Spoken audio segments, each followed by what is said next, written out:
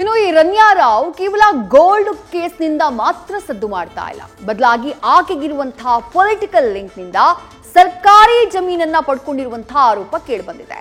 ನಟಿ ತನ್ನ ಕಂಪನಿಗಾಗಿ ಪಡೆದಿದ್ದಂತಹ ಜಾಗದ ಬಗ್ಗೆಯೂ ಕೂಡ ಚರ್ಚೆಗಳು ಶುರುವಾಗಿವೆ. ರನ್ಯಾ ರಾವ್ಗೆ ಭೂಮಿ ಹಂಚಿಕೆ ಮಾಡಿರೋದ್ರ ಹಿಂದೆಯೂ ರಾಜಕೀಯ ಕೈವಾಡದ ಶಂಕೆಗಳು ಮೂಡಿದಾವೆ. ಇದೇ ವಿಚಾರ ಕಾಂಗ್ರೆಸ್ ಹಾಗೆ ಕಮಲದ ಮಧ್ಯೆ ಮಾತಿನ ಭೂಚಕ್ರವನ್ನ ಬಿಟ್ಟಿದೆ. ಇದರ ಮಧ್ಯೆ ಮತ್ತೆ ರನ್ಯಾ ಜೈಲಿನ ಹಕ್ಕಿಯಾಗಿದ್ದಾಳೆ.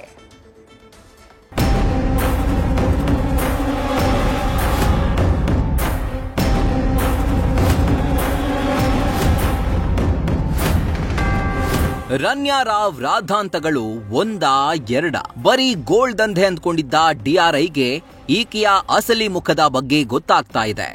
ರನ್ಯಾ ಹಿಂದಿರೋ ಕಾಣದ ಕೈಗಳ ಬಗ್ಗೆ ಕೌತುಕವೂ ಹೆಚ್ಚಾಗಿದೆ. ಇದರ ಮಧ್ಯೆ ಈಕೆ ಪಡೆದಿದ್ದ ಭೂಮಿ ಈಗ ಕಥಾವಸ್ತುವಾಗಿದೆ. ಸರ್ಕಾರದ ಕಡೆ ವಿಪಕ್ಷಗಳು ಭೂಬಾಣ ಬಿಡಲು ಕಾರಣವಾಗಿದೆ.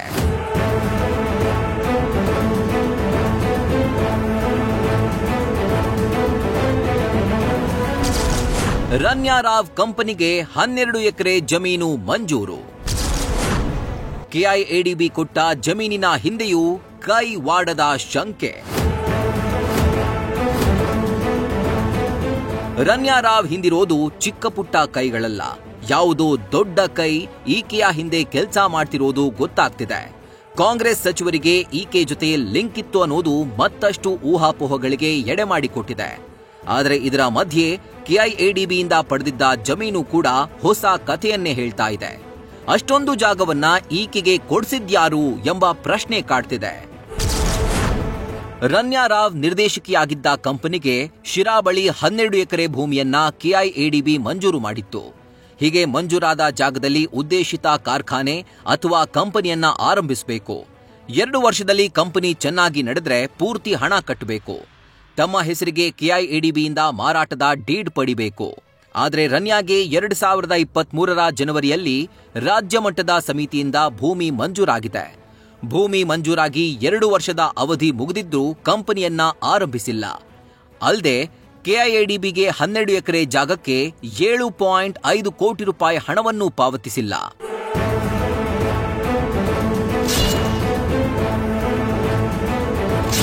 ಇದು ರನ್ಯಾ ಕಡೆಯ ವರ್ಷನ್ ಆಗಿದ್ರೆ, ಇತ್ತ ಜಮೀನು ಹಂಚಿಕೆ ಬಗ್ಗೆ ಕೆಐಎಡಿಬಿ ಅಧಿಕಾರಿ ಟ್ವಿಸ್ಟ್ ಕೊಟ್ಟಿದ್ದಾರೆ. ರನ್ಯಾ ರಾವ್ಗೆ ಕೆಐಎಡಿಬಿ ಜಮೀನನ್ನ ಮಂಜೂರೇ ಮಾಡಿಲ್ಲ ಎಂದಿದ್ದಾರೆ.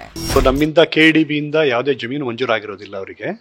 ಅವರಿಗೆ 24/1/2023 ಇಸ್ವಿಲಿ ನಡೆದ state level single window clearance ಕಮಿಟಿಲಿ ಅವರ ಒಂದು ಪ್ರಾಜೆಕ್ಟ್ ಮಾತ್ರ ಅಪ್ರೂವಲ್ ಮಾಡಿದ್ದಾರೆ. ತದನಂತರ ಅವರು ಕೆಐಎಡಿಬಿಗೆ ಬಂದು ಯಾವುದೇ ಹಣ ಸಂದಾಯ ಮಾಡಿರೋದಿಲ್ಲ, ಹಾಗೂ ನಾವು ಯಾವುದೇ ಹಂಚಿಕೆಯನ್ನು ಮಾಡಿರೋದಿಲ್ಲ. ಹಣ ಸಂದಾಯ ಮಾಡಿತ್ತು ಅಂತಂದ್ರೆ ನಾವು ಏನು ಎಕರೆಗೆ ಅಲಾಟ್ಮೆಂಟ್ ರೇಟ್ ಅಂತ ಹೇಳ್ತೀವಿ ಅದನ್ನ ಕಟ್ಟಿತ್ತು ಅಂತ ನಾವು ಹಂಚಿಕೆ ಮಾಡ್ತಿದ್ವು. ಅವರು ನಮಗೆ ಇದು ಅಪ್ರೋಚ್ ಮಾಡಿ ನಮಗೆ ಯಾವುದೇ ಹಣ ಸಂದಾಯ ಮಾಡಿರೋದಿಲ್ಲ. ಅದರಿಂದ ನಾವು ಅವರಿಗೆ ಯಾವುದೇ ಹಂಚಿಕೆ ಮಾಡಿರೋದಿಲ್ಲ ಜಮೀನನ್ನ.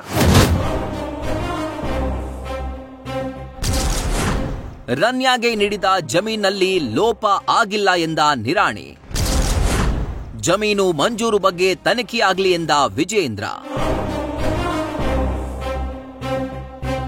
ರನ್ಯಾಗೆ ಜಮೀನು ನೀಡಿರೋದು ಕೆಐಎಡಿಬಿ. ಆದರೆ ಮಾಜಿ ಕೈಗಾರಿಕಾ ಸಚಿವ ಮುರುಗೇಶ್ ನಿರಾಣಿ ಈ ಕೇಸ್ಗೆ ಎಂಟ್ರಿ ಕೊಟ್ಟಿದ್ದಾರೆ. ರನ್ಯಾಗೆ ನೀಡಿದ್ದ ಜಮೀನಿನಲ್ಲಿ ಕಾನೂನು ಲೋಪ ಆಗಿಲ್ಲ, ಇದರಲ್ಲಿ ಕೈಗಾರಿಕಾ ಸಚಿವರ ಅಥವಾ ಅಧಿಕಾರಿಗಳ ಪಾತ್ರವಿಲ್ಲ ಅಂತ ಸಮಜಾಯಿಷಿ ಕೊಟ್ಟಿದ್ದಾರೆ. ಇತ್ತ ಜಮೀನು ಮಂಜೂರು ಆಗಿರೋ ಬಗ್ಗೆ ತನಿಖೆ ಆಗಬೇಕು ಅಂತ ಬಿಜೆಪಿ ರಾಜ್ಯಾಧ್ಯಕ್ಷ ಬಿವೈ ವಿಜೇಂದ್ರ ಒತ್ತಾಯಿಸಿದ್ದಾರೆ.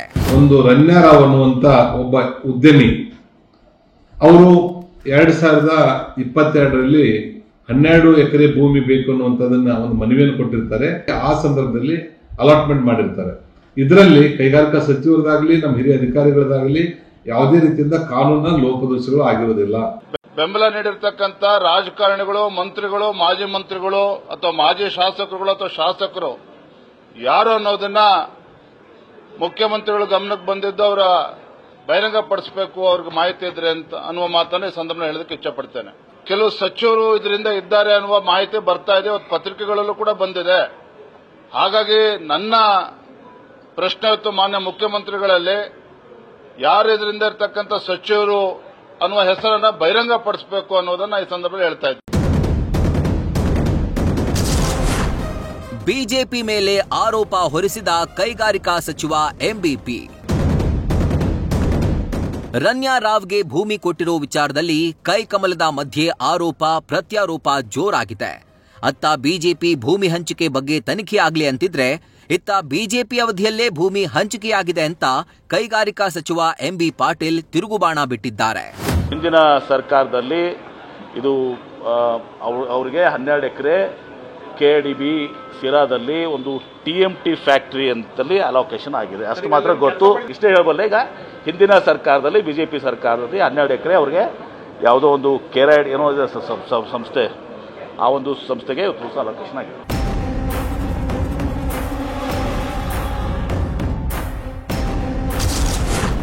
ನಟಿ ರನ್ಯಾ ಸ್ಮಗ್ಲಿಂಗ್ ಕೇಸ್, ತರುಣ್ ರಾಜ್ ಬಂಧನ. ಗೋಲ್ಡ್ ಚೋರಿ ರನ್ಯಾ ರಾವ್ಗೆ ನ್ಯಾಯಾಂಗ ಬಂಧನ. ಗೋಲ್ಡ್ ಸ್ಮಗ್ಲಿಂಗ್ ಕೇಸ್ನ ತನಿಖೆಯ ಜಾಡನ್ನ ಹಿಡಿದು ಹೊರಟಿರೋ DRI ಅಧಿಕಾರಿಗಳಿಗೆ ಮತ್ತಷ್ಟು ಕ್ಲೂ ಸಿಗ್ತಾ ಇವೆ. ಇದೀಗ ರನ್ಯಾ ಜೊತೆ ದುಬೈನಲ್ಲಿ ಕಾಣಿಸಿಕೊಂಡಿದ್ದ ಸ್ಟಾರ್ ಹೋಟೆಲ್ ಮಾಲೀಕನ ಮೊಮ್ಮಗ ತರುಣ್ ರಾಜ್ ಎಂಬಾತನನ್ನ DRI ಅಧಿಕಾರಿಗಳು ಬಂಧಿಸಿದ್ದಾರೆ. ಸದ್ಯ 5 ದಿನಗಳ ಕಾಲ ತರುಣ್ನ ನ್ಯಾಯಾಲಯ ಕಸ್ಟಡಿಗೆ ಕೊಟ್ಟಿದೆ. ಇತ್ತ DRI ಕಸ್ಟಡಿಯಲ್ಲಿದ್ದ ರನ್ಯಾ ರಾವ್ಳನ್ನ ಇವತ್ತು ಆರ್ಥಿಕ ಅಪರಾಧಗಳ ವಿಶೇಷ ನ್ಯಾಯಾಲಯಕ್ಕೆ ಹಾಜರುಪಡಿಸಲಾಗಿತ್ತು. ಇದೀಗ ಚಿನ್ನದ ಚೋರಿಯನ್ನ ನ್ಯಾಯಾಲಯ 15 ದಿನಗಳ ಕಾಲ ನ್ಯಾಯಾಂಗ ಬಂಧನಕ್ಕೆ ನೀಡಿದೆ.